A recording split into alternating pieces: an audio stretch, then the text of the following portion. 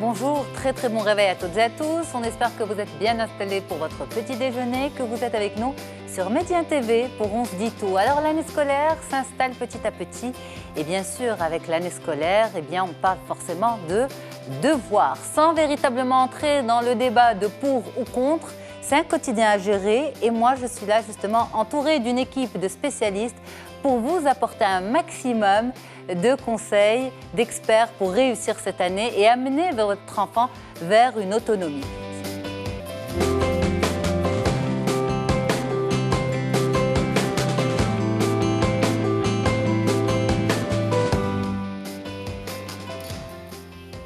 Les devoirs à la maison, comment on gère? Eh bien, c'est des spécialistes qui vont vous répondre. Monsieur Oussama El Hellou, vous en pensez quoi? Vous êtes psychologue clinicien et les devoirs pour le psychologue que vous êtes, eh bien, qu'est-ce que ça représente? Alors effectivement, les devoirs scolaires à la maison, c'est quelque chose qui revient souvent dans le cadre des consultations au cabinet. C'est un sujet qui préoccupe parents, enfants et enseignants. Donc plusieurs parents viennent au cabinet consulter lorsque l'enfant refuse de faire ses devoirs scolaires. C'est un sujet aussi qui préoccupe les enfants et ça se voit clairement dans le cadre d'échanges qu'on a durant les consultations, dans le cadre d'activités ludiques, de jeux, d'exercices de symbolisation qu'on leur propose, de dessins. Donc on voit que l'enfant vit ce moment intensément. C'est un moment, comme a dit Myriam, qui est important. Les moments partagés en famille ne sont pas très nombreux. Donc c'est un moment qui est malheureusement vécu des fois avec un peu de tension, avec un peu de conflit. Mais il ne faut pas oublier aussi que des fois, ce moment est bien vécu en famille, avec beaucoup de complicité avec les parents, avec beaucoup de moments de partage. Il y a aussi les enseignants qui se posent beaucoup de questions dans le cadre de séminaires de formation en psychologie de l'enfant et de l'éducation. Donc, mais vous, en tant que spécialiste, vous en pensez quoi? En tant que psychologue, vous êtes pour les devoirs ou contre?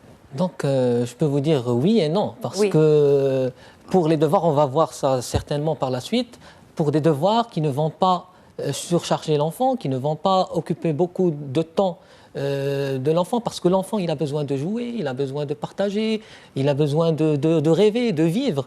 D'accord. Et donc les devoirs scolaires, à mon sens, on va voir tout ça. Mais ils ne doivent pas venir étouffer en fait les besoins de l'enfant. J'aimerais juste parler de cette relation entre parents-enfants, parce que les devoirs viennent au cœur de la relation parents-enfants. C'est vrai. D'accord.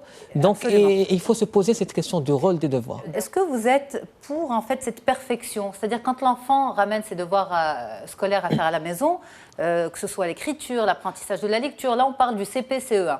Est-ce qu'en tant que parent, il faut veiller à ce que les choses soient bien faites ou bien il faut juste veiller à ce qu'elles soient faites? Justement, donc si vous permettez, ce qui met de la pression justement sur les parents, c'est ce lien que font les parents entre les devoirs scolaires et la réussite scolaire. Alors qu'il faut préciser ce point, les devoirs, donc on apprend et on découvre et on comprend à l'école, en classe. À la maison, on révise. D'accord. Ça, je ne cesserai de le répéter. Donc, on révise à la maison, ce qui veut dire que si jamais l'enfant se trompe, si jamais l'enfant n'arrive pas à trouver des réponses correctes, ça ne doit pas inquiéter les parents. Ce qui peut créer ce conflit, c'est justement l'envie de l'enfant. Justement, après le temps passé à l'école, de se ressourcer, de se reposer, et aussi la pression parentale qui fait que le parent oblige l'enfant à faire ses devoirs, d'accord, et ce qui fait une sorte de pression. Le lien justement qu'ont les parents entre la réussite scolaire et les devoirs à l'école. Ce n'est pas parce que l'enfant fait beaucoup de devoirs à l'école qu'il va réussir à la maison qu'il va réussir sur le plan de ses apprentissages. Je vais vous donner un exemple. Vous allez me dire par exemple un enfant qui a des difficultés scolaires. Un enfant qui a des difficultés scolaires n'a pas besoin de plus de devoirs à la maison. Il a plus besoin d'accompagnement, plus besoin de temps de travail en classe, à l'école. Si on parle des enfants surdoués, ou bien des enfants qui n'ont pas de problème d'apprentissage, qui arrivent à assimiler correctement. Ces enfants-là aussi n'ont pas besoin de devoirs à la maison. Ils n'ont pas besoin d'enchaîner un temps supplémentaire de devoirs à la maison, mais ils ont besoin aussi d'activités parascolaires, de s'épanouir. Parce que si le travail est bien fait en amont, c'est pas besoin de le refaire. Mais alors justement, vous dites que les parents mettent beaucoup de pression sur l'enfant pour que les devoirs soient bien faits. Est-ce que, je pose la question et je n'incrimine personne bien sûr, est-ce que les enseignants ne mettent pas aussi de la pression sur les parents qui vont ensuite la répercuter sur l'enfant pour que ces devoirs soient bien faits? Est-ce que l'enseignant valorise plus le fait que le travail soit fait et non pas comment il a été fait. Les devoirs vont nous permettre de mettre le doigt sur le problème Exactement. de l'enfant, sur comment on peut l'accompagner. Et justement, moi j'insiste sur ce point, c'est qu'il faut qu'il y ait une sorte de communication entre les parents et l'enseignant. Oui. Il ne faut pas s'inquiéter. Si l'enfant n'arrive pas à trouver les bonnes réponses, c'est que peut-être il y a un problème au niveau des apprentissages à l'école, en classe. Avec vous, Oussama El Hellou, dans ces petites classes, CP, CE1, là où les devoirs commencent, quelles sont les dérives que vous constatez en tant que spécialiste? Donc, quand il y a cette pression, quand il y a ces conflits familiaux, on peut constater plusieurs problèmes sur le plan psychologique de l'enfant. Donc, on peut constater des troubles, on va dire, de l'anxiété, des troubles anxieux. Ça se manifeste comment chez un enfant petit, de 6 ans, 7 ans? Ça peut se manifester de différentes manières. On peut rencontrer des troubles du sommeil, des troubles de l'appétit, des troubles du contrôle sphinctérien, de l'énurésie, l'encoprésie, et aussi l'angoisse de la performance. C'est un enfant qui va justement refuser de faire ses devoirs scolaires. Non pas parce qu'il ne veut pas, mais parce qu'il a peur de ne pas être à la hauteur.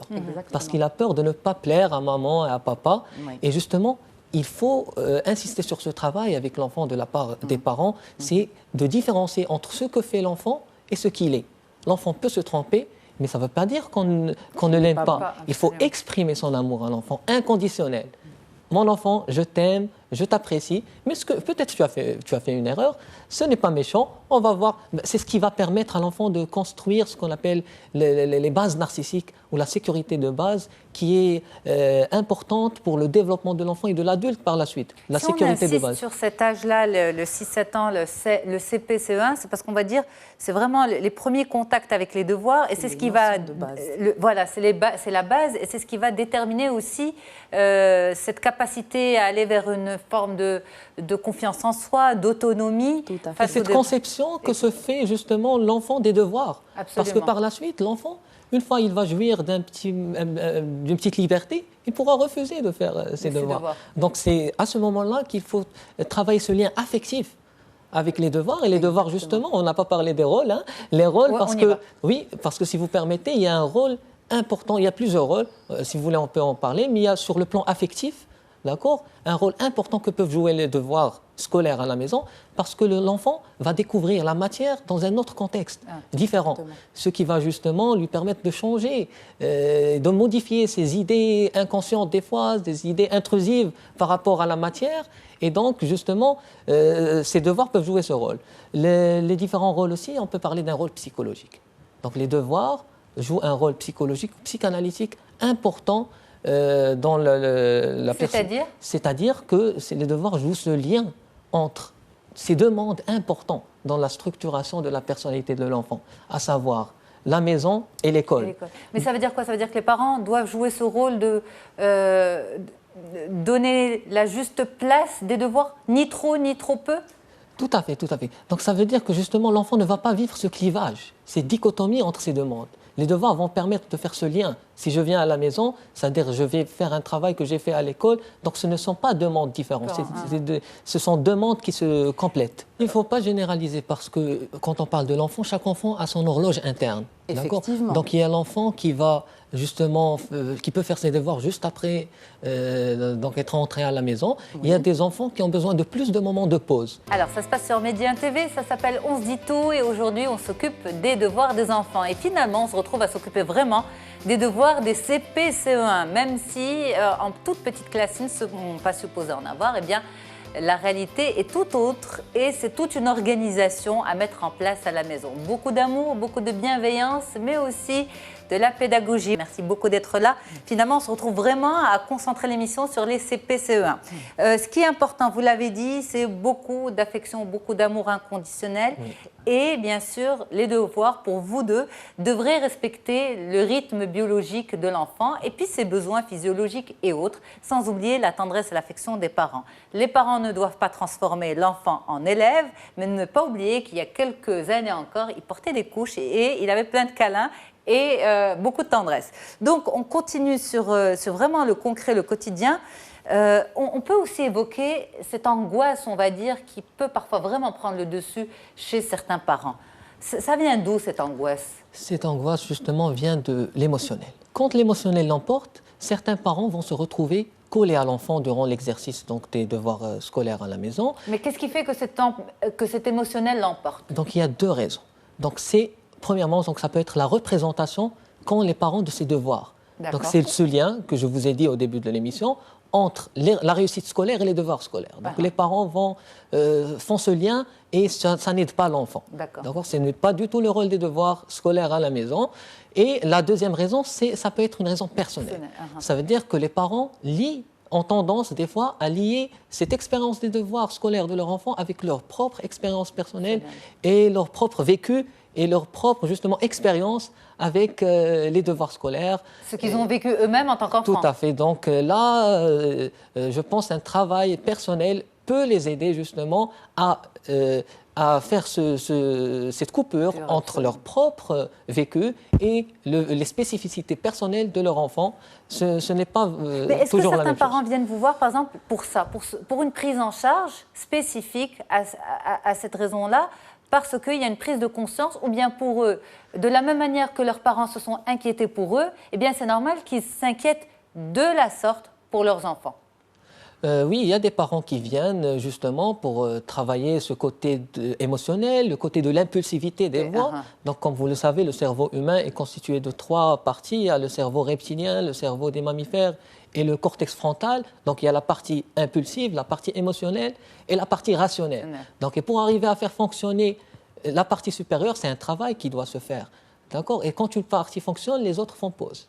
Donc, quand le parent est dans l'émotionnel, donc c'est l'émotionnel. Ah oui, d'accord. Donc c'est un travail qui doit se faire pour permettre justement à ces parents d'avoir les outils nécessaires pour arriver à accompagner d'une manière saine leur enfant. Oussama El-Hello, merci beaucoup aussi. Vous. Vous êtes psychologue clinicien et vous êtes directeur du cabinet de l'éveil psychologique. On posera en fait les autres jalons pour les autres classes et les autres âges. Merci à vous.